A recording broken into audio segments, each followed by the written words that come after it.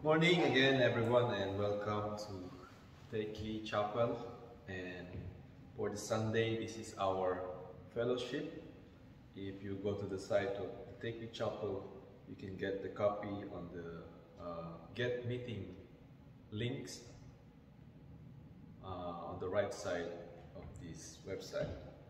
So today we are have a fellowship on some of these verses, and we're always inviting you to join us with this fellowship and on this short sharing. Hope you can have a time to listen and strengthen your faith and spiritual life in the Lord. Let's talk about this verse on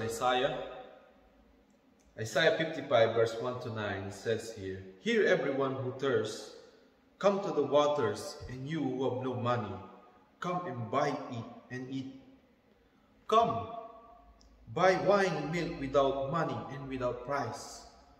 Why do you spend your money for that which is not bread, and your earnings for that which does not satisfy? Listen carefully to me, and eat what is good, and delight yourself in rich food. Incline your ear and come to me. Listen so that you may live.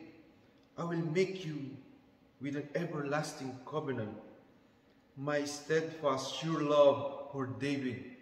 See, I made him a witness to the peoples, a leader and commander for the people. Now you shall call nations that you do not know, and nations that do not know you shall run to you. Because the Lord your God, the Holy One of Israel, for he has glorified you. Seek the Lord while he may be found. Call upon him while he is near. Let the wicked forsake their way, and the unrighteous their thoughts. Let them return to the Lord, that he may have mercy on them, and to our God, for he will abundantly pardon. For my thoughts are not your thoughts, nor are your ways my ways, says the Lord. For as the heavens are higher than the earth, so are my ways higher than your ways, and my thoughts higher than your thoughts." So here, everyone, this book in Isaiah is telling us that God's given us many things eternally, and these things are always free. Whatever comes from God, even the nature that we have, even the air we breathe, they are free. You don't need to buy them, you don't need to spend money, you don't need to spend the rest of your life on it. We are always troubled in our life every day. Yes, because we need to live, we need to pay our expenses, we need to pay our bills, and most of the time we need to spend our money on things that doesn't really matter, things that will only give us pleasure in the flesh, pleasure in our life that can give us comfort or give satisfaction to our addictions and the things of the flesh. But at the end of the day, tomorrow you will again repeat everything to gain much more material things, or to gain more money to satisfy your life. And this is an endless loop of life. This is an endless process of life where there's no satisfaction. From the moment we step away from God, because most of the time people don't want God to step into their life, so we always tell God to step away from our life. It's not because we blame God that He wants us to suffer in this life. No, God doesn't want us to suffer in this life. Instead, He wants Himself to step into our lives, to give us this comfort, this love, this pure satisfaction that we can have from Him eternally and spiritually. which is saying there is no satisfaction in the physical world as long as God is not stepping in, and as long as we want God to step away from our life. That's why it says here that, why do you spend your money for that which is not bread? Why do you spend your earnings for that which does not satisfy? Why we keep on doing these things, even that every day we learn in our lives, there's no satisfaction, there's no end, it's endless. And this kind of comfort is vanishing,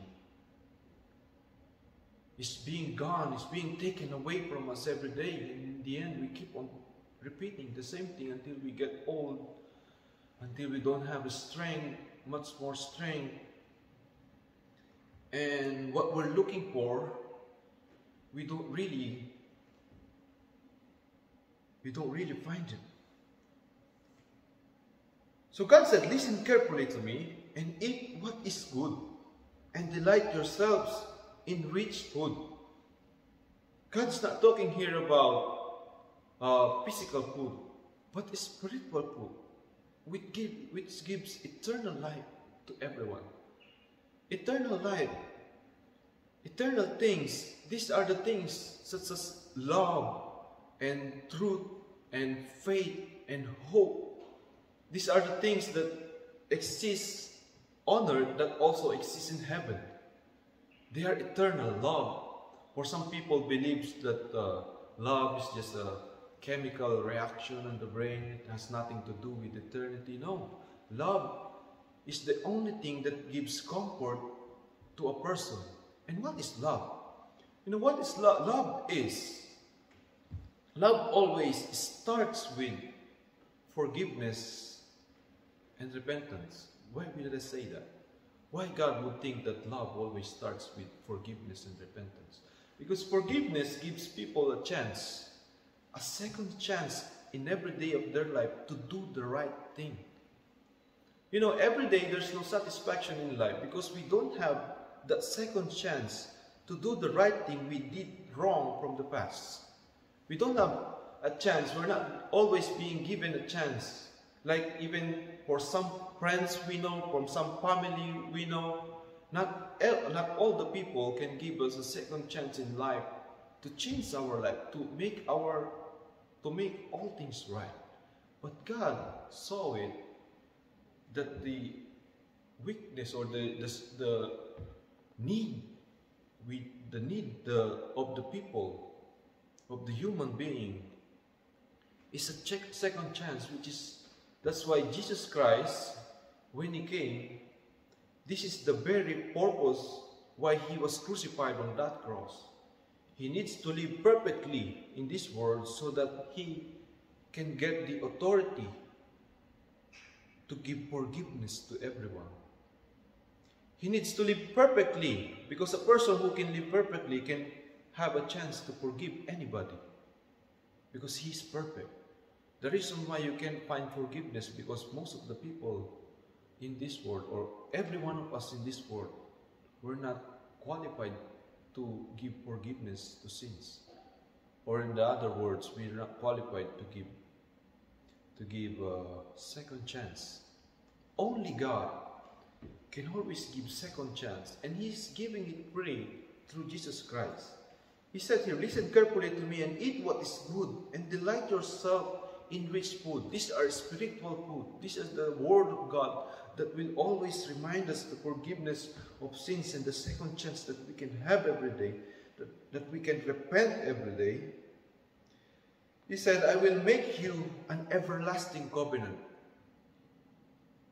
A covenant is a promise, something that is between you and God. And again, I'm going back to the word forgiveness. That is the covenant of God. He can give you forgiveness. He can give you a second chance in your life. This very deep love of God, once you experience it, it will give your repentance a chance to live another life, which is a spiritual life, which is a life that is not being satisfied by material things in this world, but a life that is being satisfied by the eternal presence of God or spiritual presence of God in our life. These are the three things it mentions on the earlier verse. Here, everyone who thirsts, come to the waters, and you who have no money, you don't need money, come buy and eat. Come buy wine and milk without money and without price. For what God gave to us is free. My steadfast, sure love for David. See, I made him a witness to the people, a leader and a commander for the people. Now you shall call nations, you shall call other nations through Jesus Christ. You shall call other nations that you do not know, and nations that you do not know, you shall will run to you. You see? Because God here, the God of Israel, the God of David here is the God of this world, the creator of this world. He said here that someday all the nations that are not in Israel will come unto him. Not to Israel, but through Jesus Christ. Going back, why they will run to Jesus Christ? Because all the people in this world needs a second chance in their life, need forgiveness in their life. They need this very deep love that caused Jesus Christ to live perfectly in this world. And not just perfectly. He lived perfectly in this world, and yet he was judged as sinner, and yet was crucified on the cross on the hands of the sinful people. He didn't deserve to be crucified because he lived righteously, not as much as righteous, but perfectly righteous in this world. He showed us very deep compassion, very deep love, unconditional love. He didn't complain. Even if his disciples denied him 3 times, even if his disciples sold him to the Pharisees, he did not complain. And show love and forgiveness to everyone. And was crucified and judged on the cross. And because of that, God gave him eternal life. The Father gave him eternal life. And now, he died and he lived. And those who will suffer death in the future will also live through their faith, through Jesus Christ. It means these are all eternal things. These are all from eternity that are free. You don't need money. You shall call nations that you do not know, and nations that do not know you shall run to you, because of the Lord your God, the Holy One of Israel, for he has glorified you. He says here, now, seek the Lord while he may be found. Call upon him while he is near. Let the wicked forsake their way, and the unrighteous their thoughts. Let them return to the Lord, that he may have mercy on them, and to our God, for he will abundantly pardon. See, God's mercy is very, very give us great comfort in this world, where we don't need to turn into material things in this world, like wine or drugs or anything that we can become addicted to it and satisfy our flesh.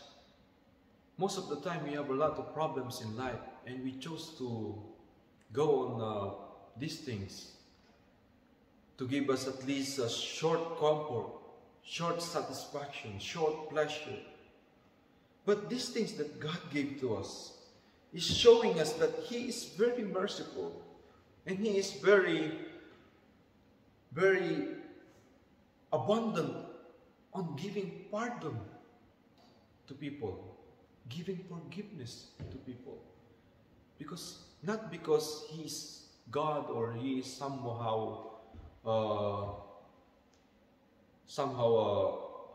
very powerful being, but because he is a loving God, because he is seeing the need of His people, and that need is second chance. That need is forgiveness of sin through love. The real meaning of love. You see, if you have some person, if you have an enemy, or maybe you have a quarrel with your relationship, or your husband or your wife, you have a quarrel with them, you will not have a second chance unless you will forgive each other, right? Once you bring forgiveness, and repentance, your love for each other will have a bridge within you, and you can now come together and live happily again. So this is God's message to us, that through His abundant forgiveness and pardon, we can have a second chance, and we can live together with God and have a life with Him. For God said here, "For my thoughts are not your thoughts, nor are your ways my ways, says the Lord."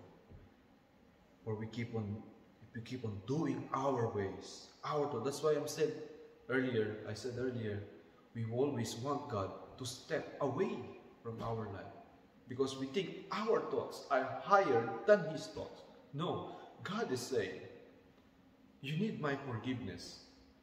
You need my pardon. You need my love. Receive this forgiveness. It is free. So that you will always have a second chance in your life. And I will guide you. I will comfort you. Why? Because my thoughts are higher than your thoughts. And my ways are higher than your ways. For as the heavens as the high are higher than the earth, so are my ways are higher than your ways. And we should always remember that God created this world, and because of that, nothing is impossible that He cannot do for us. And nothing is more comfortable than the comfort that He can give for us. Again, so are my ways are higher than your ways, and my thoughts are higher than your thoughts. Jesus Christ said, "Come to me, all of you who are heavily laden, and for my yoke is easy and my burden is light." So all the things that said here on Isaiah 55 is about Jesus Christ is being the comfort and the satisfaction of our life, so that we will not cling anymore to these endless desires. Thank you, everyone, and hope this message encouraged you today. And see you again on the next Sunday. God bless for all. Thank you. It's not